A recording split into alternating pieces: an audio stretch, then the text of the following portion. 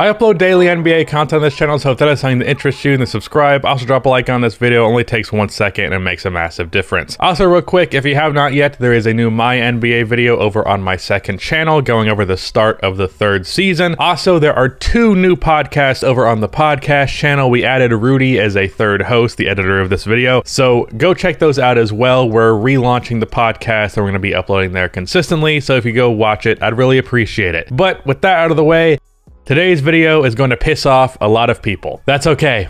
I accept it. Recently, I've seen people talking about Curry and his ability to carry a bad team, and they've been drawing a lot of comparisons to LeBron James's 2007 finals run with the Cleveland Cavaliers. The argument is essentially that Steph Curry could not pull off something like what LeBron did in 2007. And we'll tackle that argument a bit later, but what I find more interesting is that LeBron's 2007 finals run is considered like the benchmark of a carry job. Like, this is the clear-cut example of a player leading a shitty team to the finals. When you really look at it, the run really was not nearly as impressive as it seems on the surface. Still impressive, but not as impressive as many act like it is, to the point where it's something to aspire to. So today I wanted to talk about that 2007 run and why it is overrated.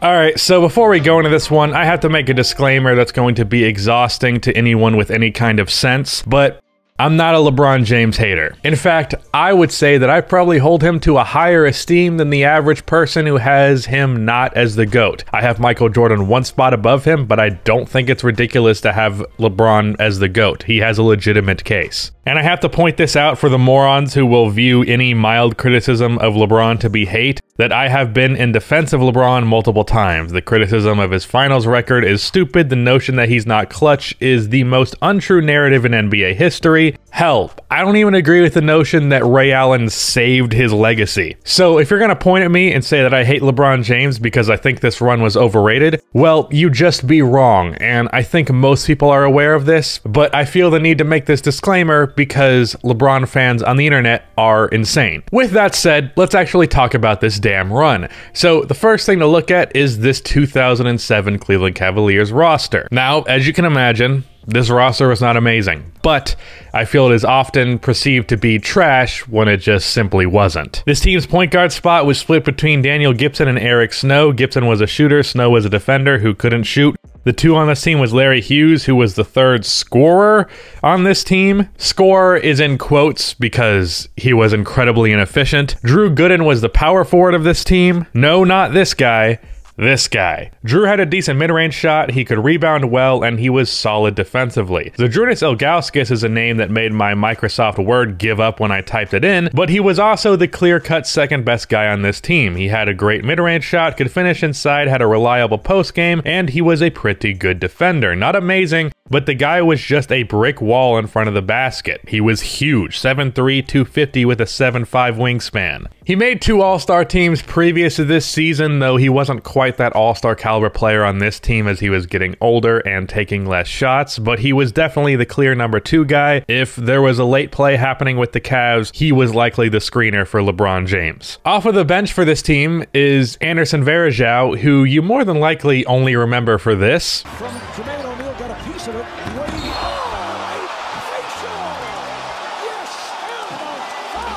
But Anderson was a solid center. Good defender in the paint and a good rebounder. Then there was the trio of shooters in Sasha Pavlovich, Danielle Marshall, and Damon Jones, along with Daniel Gibson, who could also shoot but started some as previously mentioned. What I do find interesting when looking at this team is that they did have shooting. It was just coming off of the bench, which I think is a good way to highlight the difference between the NBA in 2007 and the NBA today. If this roster was dropped into today's NBA, Gooden would be a small ball center. Daniel Gibson would almost certainly start over Eric Snow because he was just a very good shooter. And I imagine guys like Jones, Marshall, and Sasha would have gotten a lot more minutes. But this Cavs team really leaned into the defensive side of the ball. Eric Eric Snow was an elite defender. Larry Hughes was a great defender. Both of those guards actually made an all-defensive team in their careers. LeBron was obviously a great defender, as he was for most of his career. Drew Gooden was a decent defender, and both Varejao and Big Z weren't the kind of centers you'd see blocking a lot of shots, but they were good defensively. So essentially this roster was a whole lot of defense and then suspect offense outside of LeBron James. So as a result, they were the number 4 defense in the league, but just the number 18 offense. And without LeBron, they probably would have been like the 28th best offense. I'm saying all of this to illustrate a point. While this roster was not doing LeBron any favors in the scoring department, it was an amazing defensive team. And that is pretty much unanimously disregarded with the discourse of this run. And it's often disregarded with teams like it. Defense does not show up in the box score nearly as much, but it's still very important. Another example of the team's defense being disregarded for a team that's being carried is the 2017 OKC Thunder. That team was solid defensively, 10th in the league, but they really couldn't score without Russell Westbrook. So the narrative is that Russ carried a bunch of scrubs when really he just carried a poor offense. The 2011 Bulls. While I am very much in the camp that Derrick Rose deserved his 2011 MVP, I don't like it when that season is framed as a carry job by D Rose, because it wasn't. While Rose no doubt did more with less than LeBron James that year, just because Boozer missed a lot of games and Luol Deng was Rose's only consistent offensive help does not mean that he carried that team, because they were the number 1 defense in the league off of the backs of Joakim Noah, Luol Deng, and the coaching of Tom Thibodeau. Russell Westbrook carried his team's offense. Derrick Rose carried his team's offense. And LeBron James carried his team's offense. That's an important distinction, and it annoys me when people act like this team was just a bunch of G-Leaguers around LeBron James. But nonetheless, LeBron did lead this team's offense, along with their great defense, to a 50-win record. In an Eastern Conference that was abysmal. Like, genuinely, there were only 2 50-win teams in this East, in the Pistons and of course the Cavs, in comparison to the West, where there were 5, including 2 60-win teams and a 67-win team.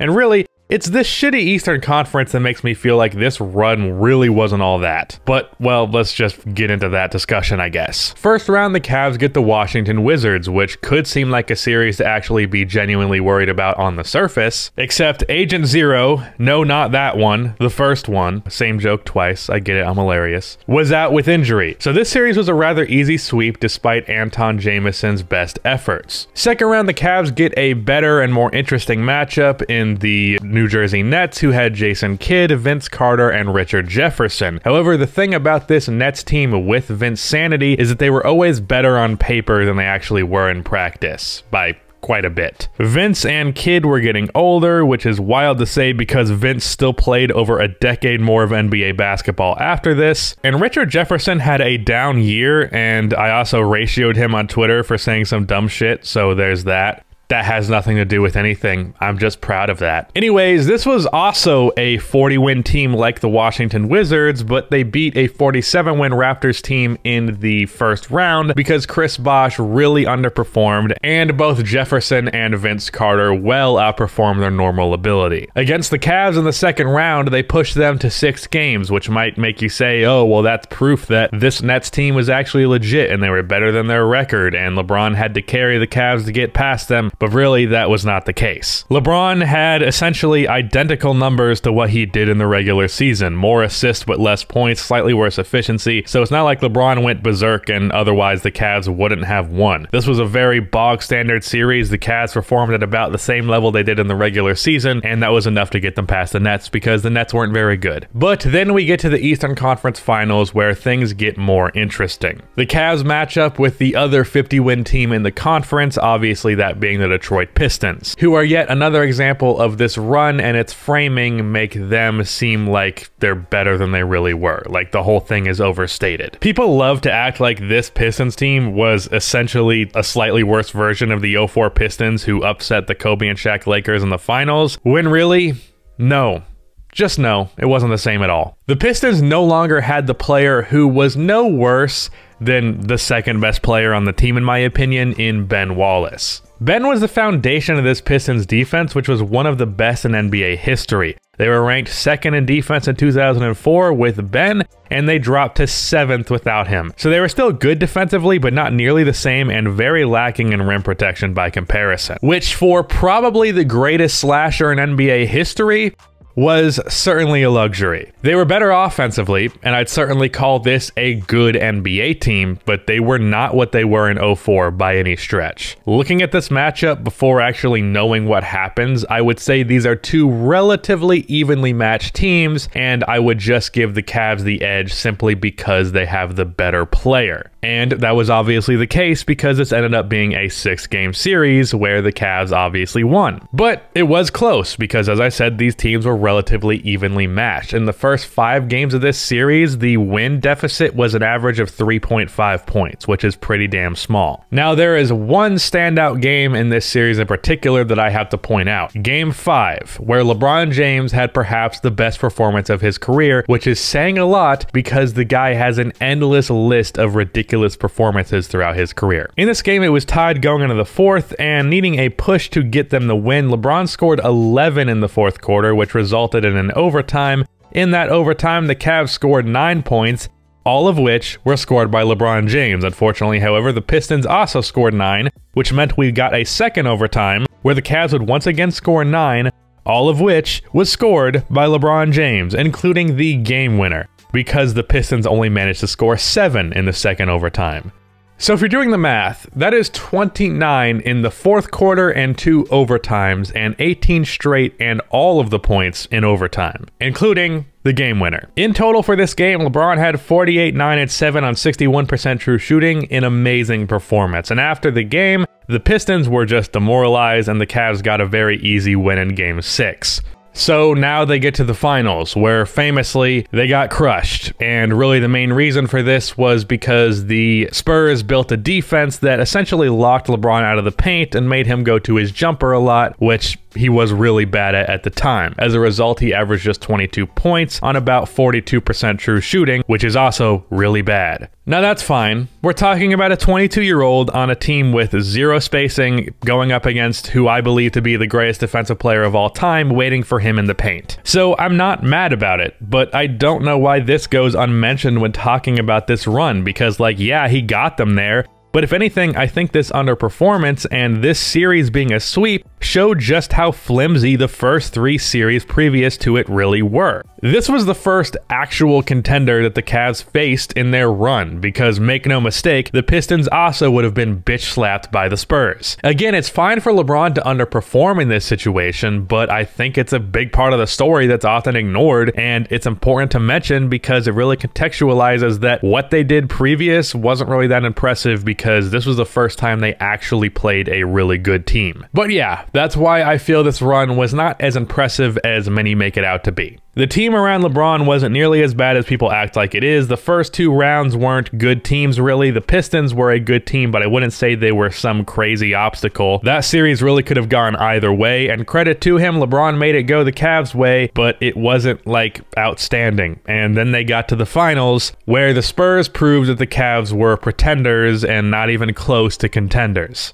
And they showed that what they did previous to the finals was really not a big deal, because for the Spurs, their finals was going through the Western Conference playoffs, which was ridiculous because the league at this time had probably its biggest power imbalance between conferences. But that's not to say that LeBron does not have an amazing carry job on his resume, because he does. What I find particularly weird about the 2007 run that LeBron had is that it's framed as like the most impressive carry job of LeBron's career, when he has a far more impressive carry job a decade sooner than 2007, so you'd think it'd be more recent on people's minds. LeBron's 2018 finals appearance was by far and away more impressive than LeBron's 2007 finals appearance, in my opinion. In 2018, while there was more offensive help on this team than there was on that team from over a decade ago, the defense wasn't in the same stratosphere. And I'd say his competition at every turn was better. First round was the 48-win Pacers, who had first-year All-Star Victor Oladipo, who that year I'd say was better than Antoine Jamison, who was the next man up on the Wizards, and the overall team was certainly better for the first round. Second round, he had the Raptors, who won 59 games, had a great all-around team, the coach of the year, and 2 All-Stars. And yeah, LeBron completely destroyed them, but that was a better second-round matchup than the Nets. They had what? If I'm doing the math correctly, 18 more wins? Yeah, that's how math works. That's a much better team. And then in the Eastern Conference Finals, I don't think the 2018 Celtics were better than the 2007 Pistons normally, but I think in that series individually, they might have been. Because while the Pistons performed at about their standard in the Eastern Conference Finals, the 2018 Celtics played very above their standard with the injuries they had.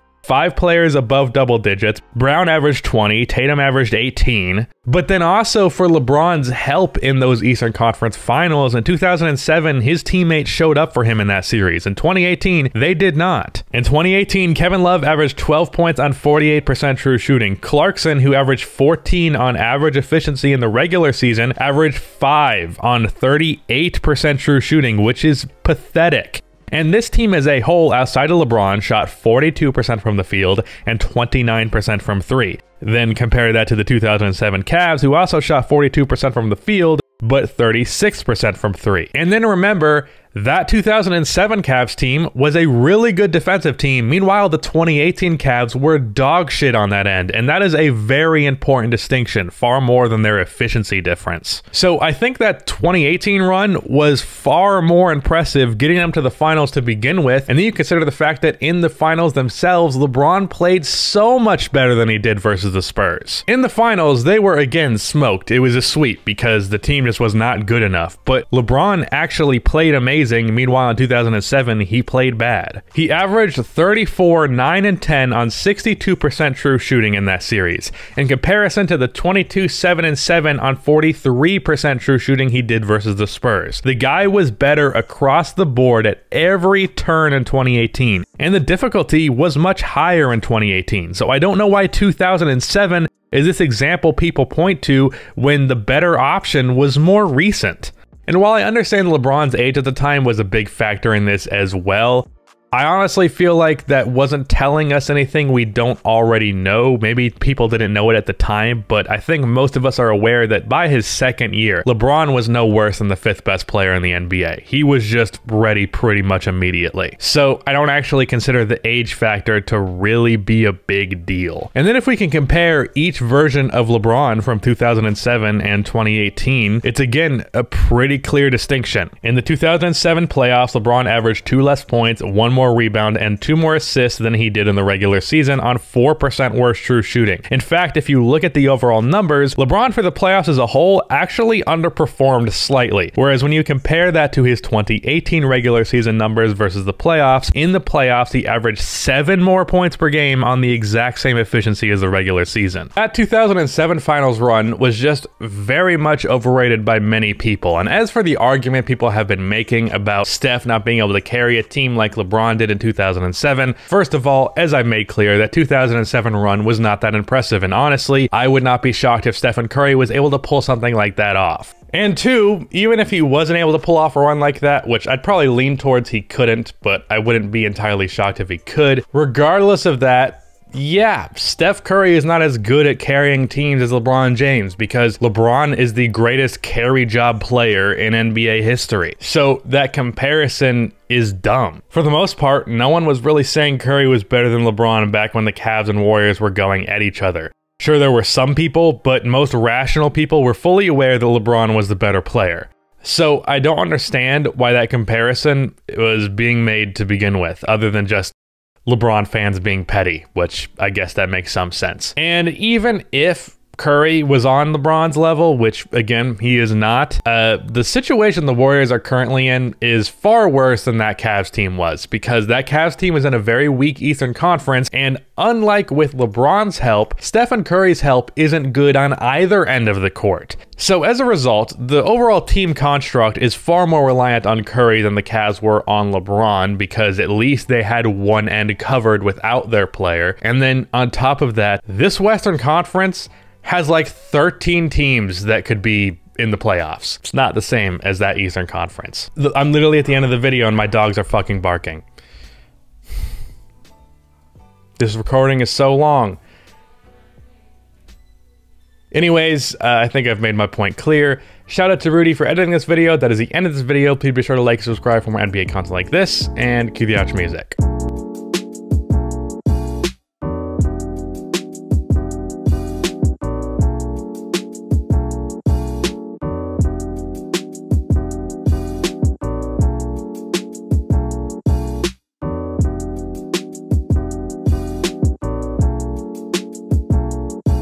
My God, this video is going to be so fucking long.